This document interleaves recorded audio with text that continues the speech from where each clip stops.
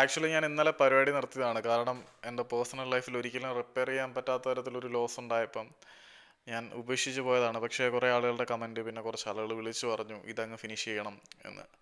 അപ്പം നിങ്ങളുടെ വെയിറ്റിങ്ങിന് thank you. ഒരു 3-4 പേരേ ഉള്ളൂ. ആ 3-4 പേര് വെയിറ്റ് ചെയ്യുന്നതിന്, എന്നെ വിശ്വസിച്ചതിന് നന്ദി. ഞാൻ ഒരുപാട് തവണ വാഗ്ദാന ലംഘനങ്ങൾ നടത്തിയിട്ടുള്ളതാണ്. പക്ഷേ ഇത് കംപ്ലീറ്റ് ചെയ്യാൻ ഞാൻ എൻ്റെ മാക്സിമം ശ്രമിക്കും.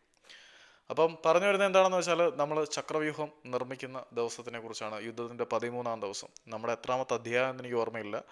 യുദ്ധത്തിൻ്റെ 13-ാം ദിവസം അഭിമന്യു ചക്രവ്യൂഹത്തിൽ അകപ്പെടുന്ന ദിവസം എന്ന് പറയുന്നതായിരിക്കും ശരി. കഴിഞ്ഞ ദിവസത്തെ യുദ്ധത്തിൽ, ഏറെ വൈകി നടന്ന യുദ്ധത്തിൽ അർജുനൻ ഭാഗവതത്തിനെ പരാജയപ്പെടുത്തി വധിച്ചതിന് ശേഷം ദുര്യോധനന്റെ ആത്മവിശ്വാസം ചോർന്നു. അതുകൂടാതെ ദുര്യോധനന് അടക്കാൻ പറ്റാത്ത രോഷമുണ്ടായി. അത് ദ്രോണർക്ക് നേരെ വളരെ പരുഷമായിട്ട് തന്നെ ദുര്യോധനൻ പ്രകടിപ്പിച്ചു.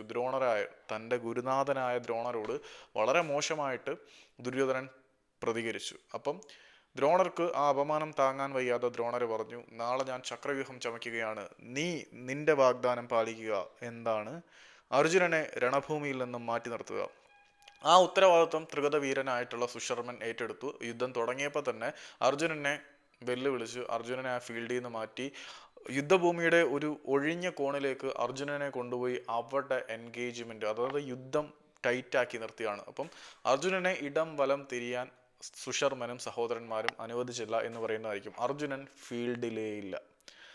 അങ്ങനെ ദ്രോണർ ചക്രവ്യൂഹം ചമയ്ക്കുകയാണ്. ചക്രവ്യൂഹം ചമയ്ക്കുക എന്ന് പറഞ്ഞാൽ ചെറിയ ചക്രവ്യൂഹം ഒന്നുമല്ല, 7 ലെയറുകളുള്ള ഒരു ചക്രവ്യൂഹമാണ്. മഹാഭാരതത്തിൽ ഉപയോഗിച്ചിരുന്ന വ്യൂഹങ്ങളെ കുറിച്ച് പറയാൻ തന്നെ അതിനുവേണ്ടി ഒരു പരമ്പര വേണം. ഇത് കഴിഞ്ഞിട്ട് സമയം ഉണ്ടെങ്കിൽ ഞാൻ വ്യൂഹങ്ങളെ കുറിച്ചൊരു സംഭവം ചെയ്യാം. ആർക്കെങ്കിലും വേണമെങ്കിൽ.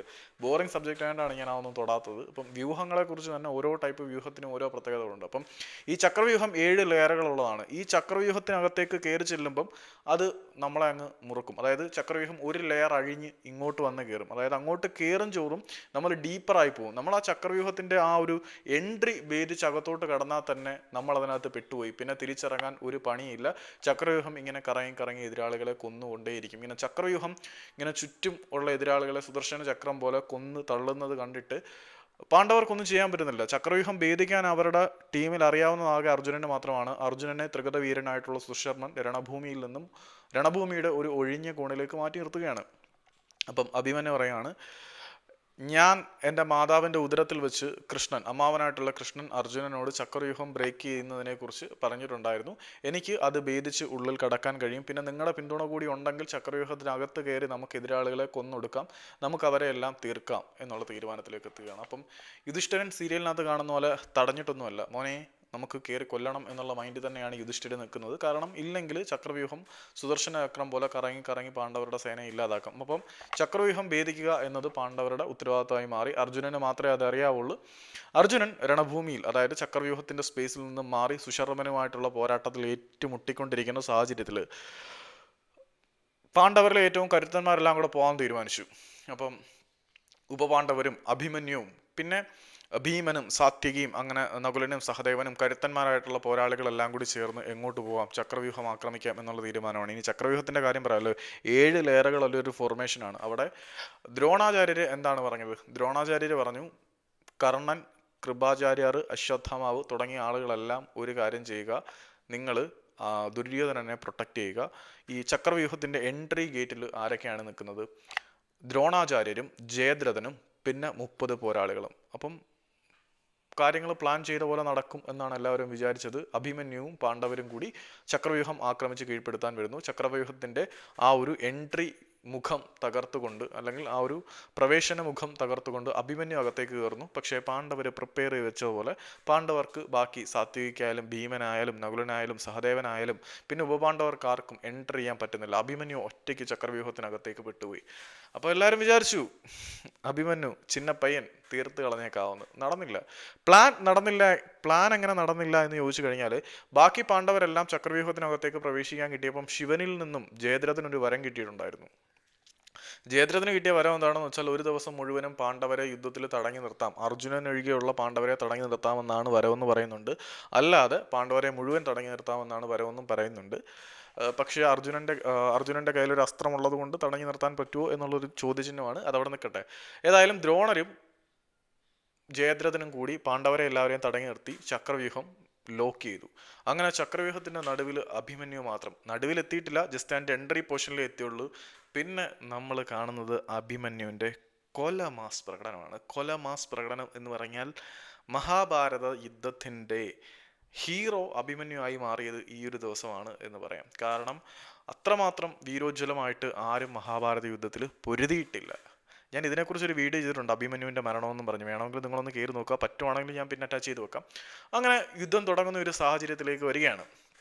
യുദ്ധം തുടങ്ങുന്ന സാഹചര്യത്തിലേക്ക് വരുമ്പം തുടങ്ങി ആദ്യം ദ്രോണാചാര്യരെ ഫ്രണ്ടിലിട്ടങ്ങ് പരാജയപ്പെടുത്തും. എന്നിട്ട് അകത്തോട്ട് കയറി മറ്റവരെല്ലാം പ്രൊട്ടക്ഷന് നിൽക്കുകയാണ്. ബാക്കി ദുര്യോധനന്റെ മോൻ വന്നു. ദുര്യോധനന്റെ മോനെ നിർദാക്ഷിണ്യം അഭിമന്യു കൊന്ന് തള്ളി. പിന്നെ ശകുനിയുടെ അനിയൻ വന്നു. ശകുനിയുടെ അനിയനെ കൊന്നു തള്ളി. ശകുനിയുടെ മോനെ കൊന്നു തള്ളി. അങ്ങനെ പേരെടുത്ത് പറയാനാണെങ്കിൽ നമ്മുടെ കൃതകർമാവിന്റെ മോനെ കൊന്നു തള്ളി. എല്ലാ എണ്ണത്തിനെയും കൊന്നു തള്ളി. പിന്നെ മെയിൻ പോരാളികൾ പോരിന് വരികയാണ്. മെയിൻ പോരാളികളും പരാജയപ്പെട്ടുകൊണ്ടിരിക്കുകയാണ്. ദുശാസനൻ വന്നിട്ട് തോറ്റു പോകുന്നു. എൻ്റെ വല്യച്ഛനായിട്ടുള്ള ഭീമനെ കൊല്ലാനുള്ളതാണ്, ജ്യേഷ്ഠപിതാവിനെ അങ്ങോട്ട് മാറി നിൽക്കുക, ബാക്കി എണ്ണത്തിനെ ഞാൻ തീർക്കാൻ പോവുകയാണെന്ന് പറഞ്ഞ് കൺമുന്നിൽ വരുന്ന ഗാന്ധാര രാജാവിൻ്റെ ബന്ധുക്കളെ മുഴുവൻ കൊന്നു. പിന്നെ അന്ന് മരണപ്പെട്ട രാജാക്കന്മാരുടെ പേര് പറയാനാണെങ്കിൽ ഒരു 10-36 പേരുടെ ലിസ്റ്റുണ്ട്. അത് പേര് പറഞ്ഞുകൊണ്ടിരുന്നാൽ അങ്ങനെ അങ്ങ് കൂടത്തേ ഉള്ളൂ. അതായത് ഓരോ പ്രദേശത്തെയും രാജാക്കന്മാരെയും വീരന്മാരെയും ഈ പ്രമുഖരുടെ അനിയന്മാരെയും ചേട്ടന്മാരെയും മക്കളെ എല്ലാത്തിനെയും അഭിമന്യു അക്ഷരാർത്ഥത്തിൽ കൊന്നു തള്ളുകയാണ്. യഥാർത്ഥത്തിൽ അഭിമന്യുവിൻ്റെ ശരീരത്തന്ന് കാലഭൈരവൻ അവതരിച്ചതുപോലെ ആയിരുന്നു. അഭിമന്യു മുന്നിൽ വരുന്ന എല്ലാവരെയും പരാജയപ്പെടുത്തുവാണ്. ദ്രോണരെ പരാജയപ്പെടുത്തിയിട്ട് അശ്വത്ഥാമാവനെ പരാജയപ്പെടുത്തി, കൃപാചാര്യരെ പരാജയപ്പെടുത്തി, വില്ലാളി വീരനായിട്ടുള്ള കർണനെ വരെ പരാജയപ്പെടുത്തി. കർണനെ പരാജയപ്പെടുത്തിയ കഥ തന്നെ കിടിലമാണ്. കർണന്റെ മോനെ പരാജയപ്പെടുത്തി. അത് കഴിഞ്ഞിട്ട് കർണനെ മുറിവേൽപ്പിച്ചു. കർണനെ ഇഞ്ചുറി ആക്കിയപ്പം കർണന്റെ അനിയനുണ്ട്. കർണന്റെ ഏറ്റവും പ്രിയപ്പെട്ട അനിയൻ അഭിമന്യുവിനെ വെല്ലുവിളിക്കാൻ വന്നു. അഭിമന്യുവിന്റെ ഒരൊറ്റ അസ്ത്രം കർണന്റെ സഹോദരന്റെ കഴുത്ത് രണ്ടായിട്ട് പിളർന്നു. അതായത് ബൈഹെഡ് ചെയ്ത് വിട്ടു. അതുപോലെ തന്നെ ദുര്യോധനന്റെ മോനെയും കൊന്നു കളഞ്ഞു. അങ്ങനെ കൺമുന്നിൽ കിട്ടുന്ന എല്ലാത്തിനെയും അഭിമന്യു കൊന്നു തള്ളിക്കൊണ്ടിരിക്കുകയാണ്. കർണൻ ഇൻഡിവിജ്വൽ ഫൈറ്റിന് വന്നു, തോറ്റുപോയി. ദ്രോണാചാര്യർ ഇൻഡിവിജ്വൽ ഫൈറ്റിന് വന്നു, തോറ്റുപോയി. കൃപാചാര്യർ ഇൻഡിവിജ്വൽ ഫൈറ്റിന് വന്നു, തോറ്റുപോയി. കൃതകർമാവ് ഇൻഡിവിജ്വൽ ഫൈറ്റിന് വന്നു, തോറ്റുപോയി. കൃതകർമാവിൻ്റെ മോനെ കൊന്നു കളഞ്ഞതിൻ്റെ ഇടയ്ക്ക്. പിന്നെ അശ്വത്ഥാമാവ് ഇൻഡിവിജ്വൽ ഫൈറ്റിന് വന്നു, തോറ്റുപോയി. അങ്ങനെ എല്ലാവരും അഭിമന്യുവിൻ്റെ മുന്നിൽ തോറ്റുപോവുകയാണ്. അപ്പോഴാണ് ദുര്യോധനൊരു കാര്യം മനസ്സിലായത്. കാരണം യുദ്ധത്തിൻ്റെ 3-ാം ദിവസം ദ്രോണാചാര്യരെ അഭിമന്യു ഫൈറ്റ് ചെയ്ത് നിർത്തിയപ്പം ദുര്യോധനൻ വിചാരിച്ച് ഇവന്മാരോടുള്ള വാത്സല്യം കൊണ്ട് അഭിമന്യുവിനെ ഒന്നും ചെയ്യാതിരിക്കുന്നതാണ്. പക്ഷെ അങ്ങനെയല്ല, ദ്രോണാചാര്യർക്ക് അഭിമന്യു ഫൈറ്റ് കൊടുത്തു തന്നെയാണ്. പിന്നെ യുദ്ധത്തിൻ്റെ 1-ാം ദിവസം സൂര്യാസ്തമയം വരെ, അതായത് ഭീഷ്മരെ അസ്ത്രം കൊണ്ട് ബുദ്ധിമുട്ടിച്ച ശേഷം അസ്ത്രയുദ്ധം ചെയ്തു കഴിഞ്ഞാൽ ശരിയാവല്ല, ഇനി വാളുകൊണ്ട് യുദ്ധം ചെയ്യാമെന്നും പറഞ്ഞ് ഖഡ്ഗയുദ്ധം ഭീഷ്മരുമായിട്ട് ചെയ്ത് സൂര്യാസ്തമയം വരെ അഭിമന്യു പിടിച്ചു നിന്ന്. അപ്പോഴും ദുര്യോധനൻ കരുതി എന്താണ്, അർജുനപുത്രനോടുള്ള വാത്സല്യം മൂലം ദ്രോണരും ഭീഷ്മരും അഭിമന്യുവിനെ ലെസ് മൈൻഡിൽ കണ്ടതാണെന്ന്. പക്ഷേ യാഥാർത്ഥ്യം പിന്നീടല്ലേ മനസ്സിലായത്. അയാളുടെ ഏറ്റവും പ്രിയപ്പെട്ട സുഹൃത്തായ കർണൻ പോലും അഭിമന്യുവിന് മുന്നിൽ മുട്ട് നടക്കുന്ന അവസ്ഥ എത്തിയപ്പം കാര്യം മനസ്സിലായി, ഇവൻ ചില്ലറക്കാരനല്ല. ശസ്ത്രമേന്തി നിൽക്കുന്ന അഭിമന്യുവിനെ പരാജയപ്പെടുത്തുക എന്ന് പറഞ്ഞാൽ കൊടൂരം തന്നെയാണ്. ഇവൻ അർജുനനെക്കാട്ടിലും കേവനാണ് എന്ന് മറ്റുള്ളവർക്ക് മനസ്സിലാവും. അങ്ങനെ ദുര്യോധനൻ അധർമ്മത്തിന്റെ മാർഗത്തിലേക്ക് തിരിയാം എന്ന് സ്വീകരിക്കുന്നു. ഇതുവരെ ഇടയ്ക്കിടയ്ക്ക് കൂടുതൽ അധർമ്മങ്ങൾ ചെയ്തിട്ടുള്ളത് പാണ്ഡവർ കൂടിയാണ്. നമ്മൾ പാണ്ഡവർ ചെയ്ത അധർമ്മങ്ങളെക്കുറിച്ച് യുദ്ധത്തിന്റെ ഓരോ ദിവസവും പറയുന്നുണ്ട്. അങ്ങനെ നമുക്ക് മഹാരഥന്മാർ 6 പേരുണ്ട്. ഈ 6 മഹാരഥന്മാരും ഒരുമിച്ച് നിന്ന് അഭിമന്യുവിനെ ആക്രമിക്കാം എന്നുള്ള തീരുമാനത്തിലേക്ക് എത്തുന്നു. ആദ്യം കർണൻ അത് വേണ്ടെന്നൊക്കെ പറയും. പക്ഷെ പിന്നൊന്നുമില്ല. പിന്നെ അഭിമന്യുവിനെ ഇൻഡിവിജ്വൽ ഫൈറ്റ് തോൽപ്പിക്കാൻ പറ്റത്തില്ല. ഒരു രക്ഷയിൽ അഭിമന്യുവിനെ മുന്നിൽ കൂടെ ചെന്ന് ഒരുത്തിനും തോൽപ്പിക്കാൻ പറ്റുന്നില്ല. അവസാനം കർണൻ സുഹൃത്തിന് വേണ്ടിയിട്ട് ഒരു തീരുമാനത്തിലേക്ക് എത്തുകയാണ്, പിന്നിൽ കൂടെ അമ്പയ്യാമെന്ന്. ഓക്കെ, അങ്ങനെ പിന്നിൽ കൂടി അമ്പയ്യുന്ന തീരുമാനത്തിലേക്ക് എത്തി. അഭിമന്യു കൺമുന്നിൽ വരുന്ന എല്ലാത്തിനെയും കൊന്ന് തള്ളി കാലഭൈരവനെ പോലെ മുന്നേറിക്കൊണ്ടിരിക്കുകയാണ്. അപ്പം കർണൻ അഭിമന്യുവിൻ്റെ പിന്നിൽ പോയി അഭിമന്യുവിൻ്റെ ധനുസ് ഛേദിച്ചു കളഞ്ഞ ആ ഒരു ഗ്യാപ്പിൽ കൂടെ നമ്മുടെ ഇവിടെ കൃതകർമാവ് ആളിൻ്റെ കുതിരകളെ കൊന്നു കളഞ്ഞു. കൃപാചാര്യർ ഈ രഥം തകർത്തു, രഥത്തിൻ്റെ തേരാളിയും കൊന്നു. അങ്ങനെ താഴെ വീണോ, നിർത്തുവോ, വാളും പരിചയം എടുത്തുകൊണ്ട് യുദ്ധത്തിനിറങ്ങി.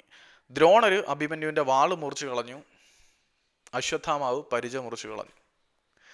ഈ 2 സാധനങ്ങളും ഇല്ലാതെയാണ് അണ്ണൻ കളി നടത്തുന്നത്. കാരണം അഭിമന്യുവിൻ്റെ മുന്നിൽ എന്തും കൊണ്ട് ആര് ചെല്ലുന്നു അവരെല്ലാം പരാജയപ്പെടുത്തുവാണ്. ഭീഷ്മരെ വാളുകൊണ്ട് ഫൈറ്റ് ചെയ്ത് നിർത്തി ഇവനെ എങ്ങനെ മറ്റുള്ളവർ വാളുകൊണ്ട് പരാജയപ്പെടുത്താനാണ്. സോ നിരായുധനാക്കുക എന്നല്ലാതെ വേറെ മാർഗ്ഗമില്ല. അത് ദ്രോണാചാര്യനും പറയുന്നതാണ്, അഭിമന്യുവിനെ നിരായുധനാക്കി അല്ലാതെ കൊല്ലുക എന്നുള്ളത് അസംഭവ്യം തന്നെയാണ്, ഇവൻ ഒരു വേറെ ലെവൽ പോരാളിയാണ്. അപ്പം അഭിമന്യു നിർത്തുവോ?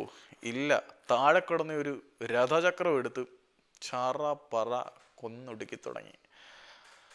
ശകുനിയുടെ ബ്രദറിനെ രഥചക്രം കൊന്നു. അങ്ങനെ രഥചക്രം വെച്ചും കിട്ടാൻ പറ്റുന്ന എല്ലാത്തിനെയും ആക്രമിച്ചു. ആക്രമണം എന്ന് പറഞ്ഞാൽ ഒരു രക്ഷയില്ലാത്ത ആക്രമണം. ഈ ആക്രമണത്തിന് ഒടുവിൽ അപ്പം രഥം കൊണ്ട് ആക്രമിക്കാൻ തുടങ്ങിയ സമയത്ത് ഈ മഹാരഥന്മാരെല്ലാവരും കൂടെ ചേർന്ന് അഭിമന്യുവിന് നേരെ അസ്ത്രങ്ങൾ വർഷിക്കാൻ തുടങ്ങി. ഈ മഹാരഥന്മാരും ബാക്കിയുള്ള പോരാളികളും എല്ലാവരും കൂടെ ചേർന്ന് പുള്ളി എന്നിട്ടും ഈ രഥത്തിന്റെ വീല് കൊണ്ട് അസ്ത്രങ്ങൾ കൊള്ളാതെ ഫൈറ്റ് ചെയ്ത് നിൽക്കുന്നുണ്ട്. പക്ഷേ ഈ സംഭവങ്ങളെല്ലാം ഈ അസ്ത്രങ്ങളെല്ലാം ശരീരത്തിൽ തറച്ച് രക്തം വാർന്ന് അഭിമന്യു മോഹാലസ്യപ്പെട്ടു പോയി വീഴും. മോഹാലസ്യപ്പെട്ട് വീഴുന്ന അവസ്ഥയിലേക്ക് എത്തിയിട്ട് കണ്ണടയുന്നതിന് മുമ്പേ തന്നെ ഇവൻ എഴുന്നേറ്റിട്ട് താഴെ കിടന്ന ഒരു ഗദ എടുക്കും, മറ്റവരുടെ പോരാളികളുടെ. ആ ഗദ എടുത്തുകൊണ്ട് പിന്നെ ചറ പറ വേച്ച് നിൽക്കാൻ പറ്റുന്ന അവസ്ഥയിൽ എല്ലാം അടി, കണ്ണി കാണുന്ന എല്ലാത്തിനെയും കൊന്നുകൊണ്ടിരിക്കുകയാണ്. നിരായുധനായിട്ട് പോലും ഇവനെ കൊല്ലാൻ ഒരു മാർഗ്ഗമില്ല. പിന്നെ തേർത്തട്ടിൽ നിന്ന് ഇറങ്ങി നിൽക്കുന്ന സാഹചര്യത്തിൽ എന്താണ് ചെയ്യുന്നത്? ഇപ്പം നമ്മൾ ഈ പറഞ്ഞ മെയിൻ സ്ട്രീം യോദ്ധാക്കളെല്ലാം കുഴങ്ങടേ, അഭിമന്യുവിനോട് ഫൈറ്റ് ചെയ്ത് ഇവർ കുഴഞ്ഞ് പിടിച്ചു നിൽക്കാൻ പറ്റാതായപ്പോഴാണ് ഇവർ 6 പേര് മഹാരഥന്മാർ ഒരുമിച്ച് ചേർന്ന് ചതിയിലൂടെ അഭിമന്യുവിനെ വീഴ്ത്താം എന്നുള്ള തീരുമാനത്തിലേക്ക് എത്തിയത്. അങ്ങനെ അഭിമന്യുവും ദുശാസനന്റെ മോനും തമ്മിൽ ഗദ കൊണ്ട് നല്ല അടാറ് ഫൈറ്റ് എന്ന് പറഞ്ഞാൽ 2 എണ്ണവും മോഹാലസ്യപ്പെട്ട് വീണു. അങ്ങോട്ടും ഇങ്ങോട്ടും അടി. മോഹാലസ്യപ്പെട്ട് വീണ് കഴിഞ്ഞപ്പം ദുശാസനന്റെ പുത്രൻ മോഹാലസ്യത്തിൽ നിന്നും നേരത്തെ എഴുന്നേറ്റ് അഭിമന്യു ആ ഒരു ബോധം പോയി കിടക്കുമല്ലേ, ബോധത്തിൽ നിന്ന് കണ്ണ് തുറക്കുന്ന ആ ഒരു സ്പോട്ടിൽ തല അടിച്ച് തകർത്ത് കൊന്നു. ഇങ്ങനെയാണ് യഥാർത്ഥത്തിൽ അഭിമന്യു മരിക്കുന്നത്. അല്ലാതെ സീരിയലിൽ കാണുന്ന പോലെ പുത്ര എന്ന് പറഞ്ഞ് കർണൻ കുത്തിക്കൊല്ലുന്നതൊന്നുമല്ല. അഭിമന്യുവിനെ കൊല്ലുന്നത് ദുശാസനന്റെ പുത്രനാണ്. യഥാർത്ഥത്തിൽ കർണനല്ല അഭിമന്യുവിനെ കൊന്നത്.